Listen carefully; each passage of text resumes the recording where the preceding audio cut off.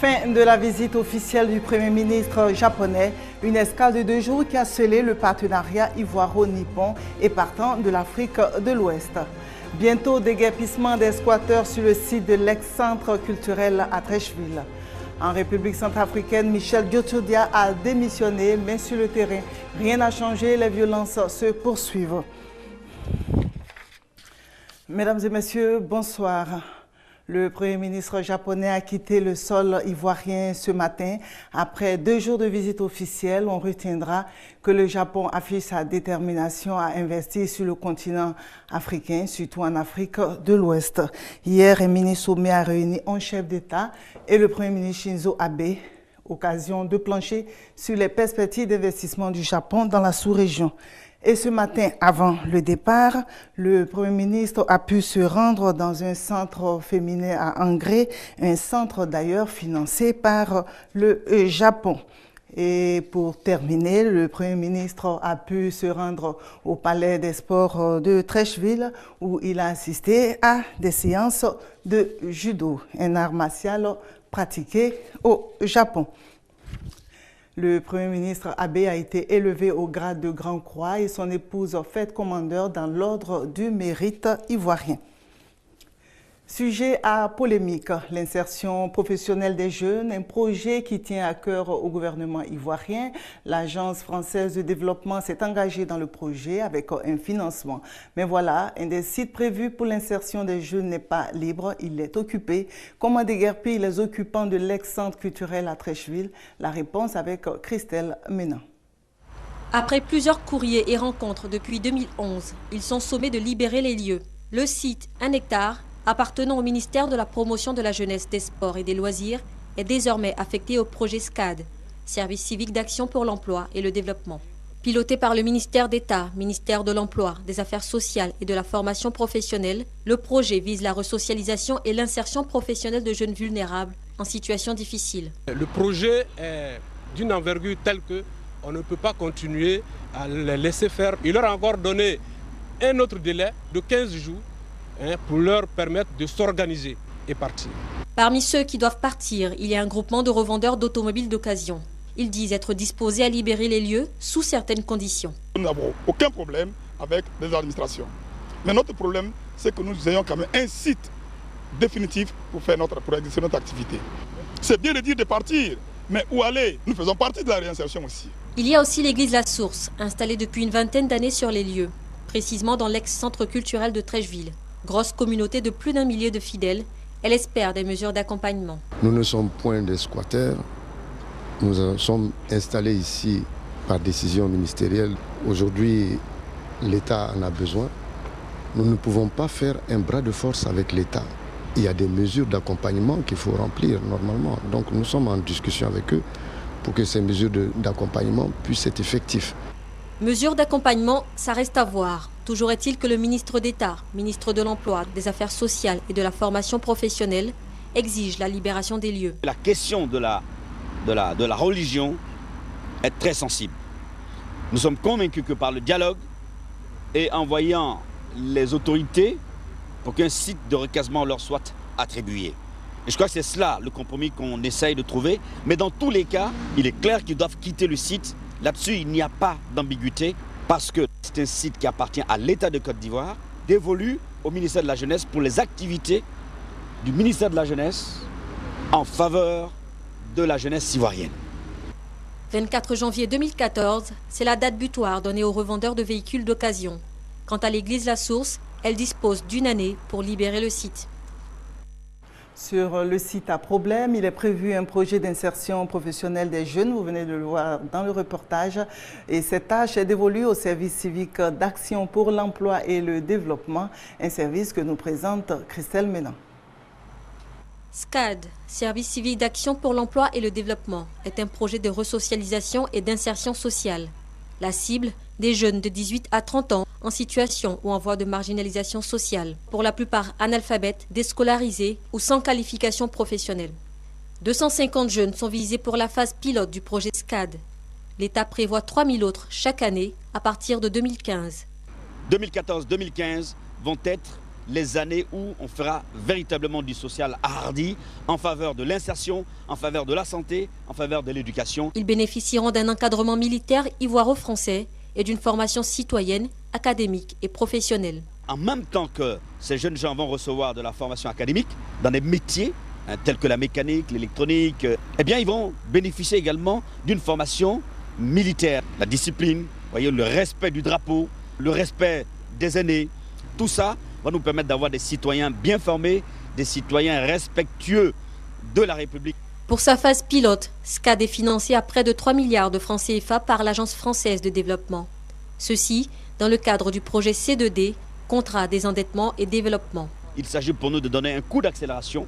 C'est un projet qui va évoluer rapidement si la mise en œuvre se fait rapidement. Ils ont encore des ressources à mettre à la disposition de l'État de Côte d'Ivoire pour la réinsertion des jeunes. Un financement acquis, des bénéficiaires identifiés, 2 sites de formation déjà disponibles, le Centre des métiers de Bain-Bresso et celui de la Fondation Amigo à Abobo-Doumé.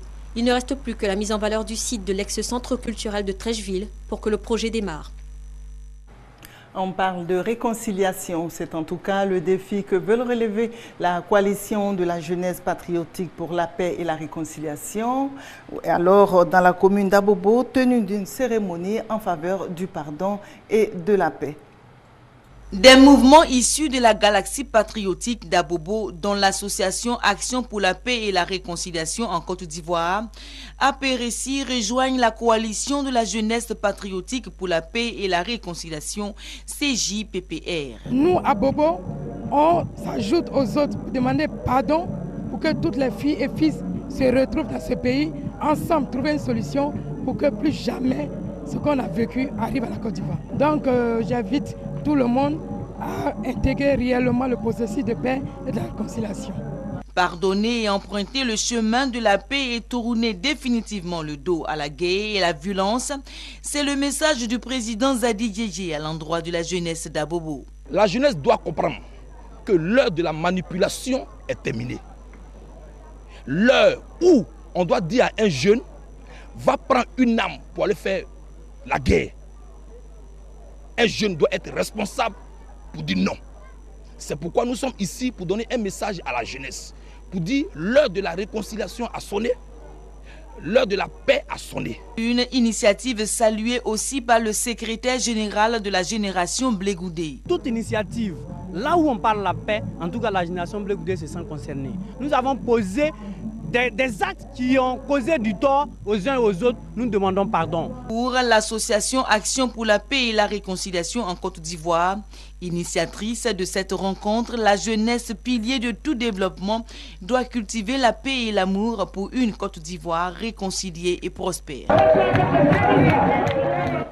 Arriver au pardon et la paix et la réconciliation, défi que veulent relever la coalition de la jeunesse patriotique pour la paix et la réconciliation en Côte d'Ivoire et l'association pour l'action pour la paix et la réconciliation. Toujours dans le ton de la paix et la réconciliation, on reste dans la commune d'Abobo pour suivre son festival culturel des arts. Pour cette 3e édition, environ 5000 jeunes de cette cité ont pris part à cet événement culturel où on a beaucoup parlé de tolérance, à savoir s'accepter malgré les différences. Herman Niamien. Le complexe sportif d'Abobo a refusé du monde à cette cérémonie de clôture du festival culturel des arts d'Abobo Festica. Penser les blessures des populations en leur apportant de la joie, mais aussi permettre aux artistes en herbe de cette commune de montrer leur talent et leur savoir-faire. C'est la vision des initiateurs de ce festival. Pour eux, l'art est le canal qui permet à l'artiste de mieux s'exprimer. Notre rôle, c'est de permettre aux jeunes de vivre ensemble, c'est de permettre à la population de vivre ensemble. Nous allons réussir cela grâce à la culture, grâce à Festica. C'est pourquoi notre slogan n'a pas changé. Festica, l'épicentre de toute la culture. Une initiative à laquelle adhèrent les autorités de la commune. Elles entendent apporter leur soutien les années à venir. Je voudrais l'assurer, après avoir consulté les membres du conseil municipal qui m'accompagnent ici, que le conseil municipal d'Abobo va s'approprier ce festival et lui donner tout le soutien dont il a besoin. La musique, le théâtre, la peinture et aussi la sculpture sont entre autres les disciplines qui ont meublé cette 3e édition du Festica. Débutée à 20 h, la cérémonie s'est poursuivie jusqu'au petit matin.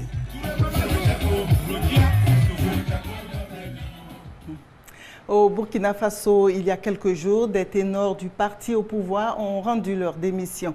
Des politologues avaient parlé de coups durs pour le président Blaise Compaoré. Mais voilà, aujourd'hui, meeting de soutien au président Compaoré, ses partisans lui demandant de se présenter en 2015. Et pour cela, il faudra réviser la Constitution.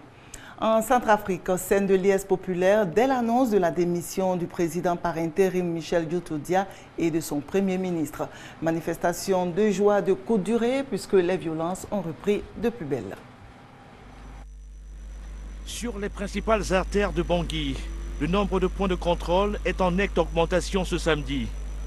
Les forces de l'opération française Sangaris et de la mission internationale de soutien à la Centrafrique multiplient les patrouilles dans la capitale. Objectif, tenter de ramener le calme dans une ville en proie à de très nombreux pillages, 24 heures après les démissions du président de la transition Michel Djotodia et du premier ministre Nicolas Tiangaï. Dans ce quartier, des chrétiens dévalisent les maisons des officiers supérieurs de l'ex-Séléka, proches du président démissionnaire. Ça, c'est la maison d'une colonel, un colonel de Séléka, ouais. Qu'est-ce que vous faites là? On est en train de piller des choses. Pour tenter de canaliser la situation, les soldats de la MISCA ont ouvert le feu ce samedi matin, faisant un mort parmi les pillards. Ce qui porte à au moins 4 le nombre de personnes tuées par balle à Bangui depuis l'annonce de la démission de Michel Djotodia. Il y a un général qui est là-bas, il est bien armé. Il est en train de jeter les grenades dans le quartier partout. Il y a trop d'armes. Partout, tous les civils. Le départ de Michel Djotodia et de Nicolas Tiangaï du pouvoir est loin de régler la crise centrafricaine. Le niveau de haine entre chrétiens et musulmans est tellement élevé que la cohabitation entre les deux communautés semble aujourd'hui extrêmement difficile. Quand Djotodia a pris le pouvoir, il a massacré des chrétiens, il a amené des discordes, il a amené l'esprit de discrimination entre les musulmans et les chrétiens. La Séléka a mis tout en déroute. On ne peut pas accepter à ce que la Séléka revienne encore poser une condition. Les conditions que les Séléka vont poser, c'est seulement de déposer les armes. Le président du Conseil national de transition, Parlement provisoire centrafricain, est rentré ce samedi après-midi à Bangui, en provenance de N'Djamena au Tchad. Alexandre Ferdinand Guendé doit assurer l'intérim du chef de l'État pour une durée maximale de 15 jours. C'est à lui qu'incombe la charge d'organiser l'élection du successeur du président démissionnaire, Michel Djotodia. En Mauritanie, scène de violence, mais dans un tout autre registre. Des écrits blasphématoires du prophète Mahomet ont suscité la colère de milliers d'islamistes. Des milliers de Mauritaniens sont descendus vendredi dans les rues de Nouakchott à l'appel des imams du pays. Les écrits d'un jeune Mauritanien sur Internet jugés blasphématoires ont semble-t-il mis le feu aux poudres. Ce texte, retiré quelques heures après sa diffusion, ferait des commentaires critiques sur les décisions prises par le prophète et ses compagnons. Il accuse également la société mauritanienne d'avoir perpétué un ordre social inégalitaire hérité de cette époque. L'auteur défend les basses castes comme celle des forgerons qu'il décrit comme marginalisées et défavorisées à la naissance. Des milliers de jeunes ont déferlé vendredi vers le palais présidentiel pour exiger la peine de mort. Le chef de l'État mauritanien a promis de défendre le caractère sacré de l'islam. La Mauritanie n'est pas laïque. Tout le monde doit comprendre que ce pays est un État islamique et que la démocratie ne signifie pas porter atteinte aux valeurs et symboles sacrés de la religion. Les imams du pays ont demandé au président mauritanien de réunir l'ensemble des oulémas pour dire la loi islamique contre cet homme. L'auteur du texte a été déféré devant la justice et incarcéré à la prison centrale de Nouadhibou, d'où il est originaire. En Israël, Ariel Sharon est mort après avoir passé 8 ans dans le coma. Il s'agit de l'ancien Premier ministre qui avait été victime d'un accident cérébral. Ariel Sharon est décédé à l'âge de 85 ans. Le championnat d'Afrique des Nations CHAN 2014, top départ en Afrique du Sud avec cette opposition, Mozambique est le pays organisateur. Le résumé de cette rencontre avec Salif Ouattara. Pour le match d'ouverture du championnat d'Afrique des Nations, CHAN 2014, le pays organisateur était opposé au Mozambique. Après 11 minutes de jeu, l'ailier gauche mozambicain Diego Alberto envoie une frappe du pied gauche. Les conséquences sont lourdes pour les Bafana Bafana, 1-0. 30e minute, l'arbitre égyptien de la rencontre siffle un pénalty pour l'Afrique du Sud. Bernard Parker s'en charge et égalise. En seconde partie de jeu, les Bafana sortent le grand jeu. À la 58e minute, Alpheus Kekana envoie un missile de 40 mètres. Et essayer de forcer la décision. Incroyable but. 2-1 pour les Bafana. Les Mozambicains n'ont pas le temps de se remettre de la raclée sud-africaine. 81e minute, combinaison parfaite entre les attaquants sud-africains. Bernard Parker inscrit le 3e but. 3-1 pour l'Afrique du Sud. Demain nuit, célébration du Maoulid, événement qui célèbre la naissance du prophète. Occasion donc de faire beaucoup de prières et de bénédictions. Je souhaite donc une bonne fête à tous les musulmans et puis on se retrouve dans quelques jours. Au revoir.